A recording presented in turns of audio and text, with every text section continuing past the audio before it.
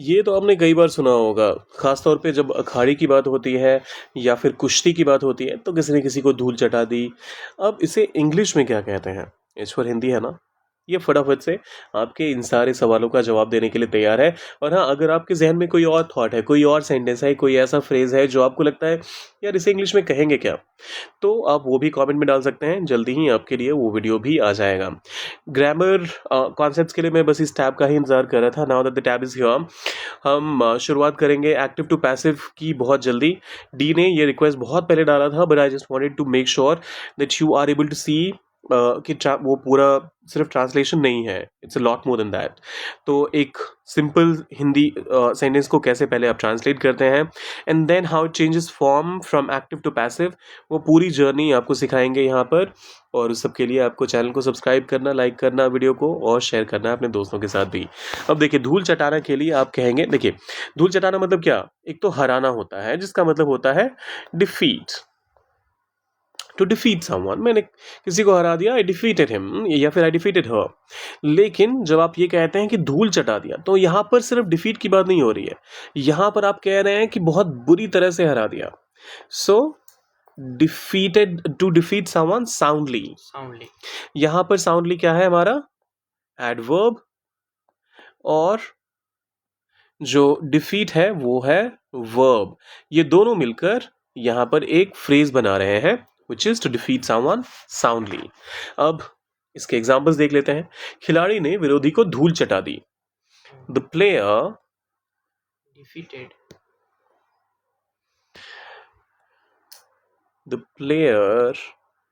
defeated soundly अरे किसको? विरोधी को। The opponent opponent soundly. Soundly The player defeated the opponent soundly. इसको बहुत सारे लोग ओपोनेंट बोल देते हैं या फिर पता नहीं क्या क्या बोलते हैं, अपोनेंट होता है ये, opponent. The player defeated the opponent soundly. फिर आता है दूसरा एग्जाम्पल, टीम ने फाइनल में प्रतिद्वंदी, अरे नहीं ये तो बड़ा कॉम्प्लिकेटेड सा लिख दिया है ओके, प्रतिद्वंद्वी। तो टीम ने फाइनल में प्रतिद्वंद्वी को धूल चटाई। प्रतिद्वंदी को आप इंग्लिश में कहते हैं competitor.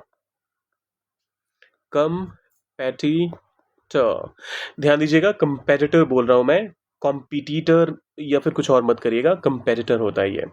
So the team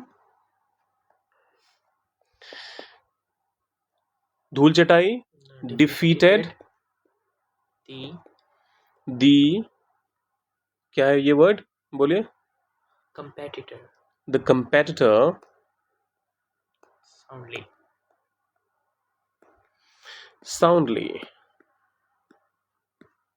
The team defeated the competitor soundly.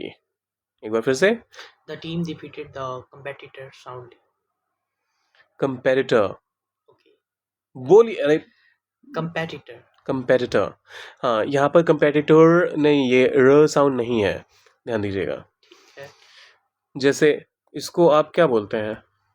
Sir sir, raw, simple, सड़। सड़ तो मतलब सड़ने वाला सड़ हो गया ना। हाँ तो उस चीज़ का ध्यान देना है, र और ड़ का के बीच का डिफरेंस बहुत ज़्यादा नोटिसेबल हो जाता है। Please make sure that you work on this. उसने प्रतियोगिता में सबको धूल चटा दी। उसने, मान लीजिए अगर किसी मेल मेंबर की बात होगी तो ही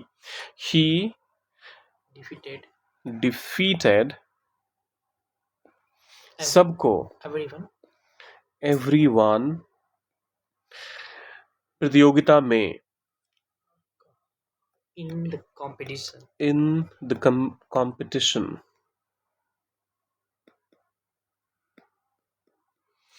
He defeated everyone in the competition। लेकिन धूल चटाने का सेंस तो आया नहीं यहाँ पर, डिफीट का मतलब हरा दिया। तो अब यहाँ पर साउंडली का हम प्लेसमेंट कहाँ करेंगे?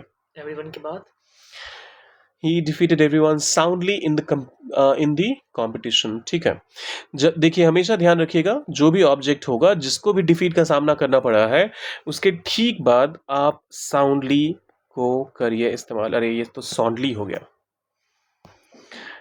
साउंडली।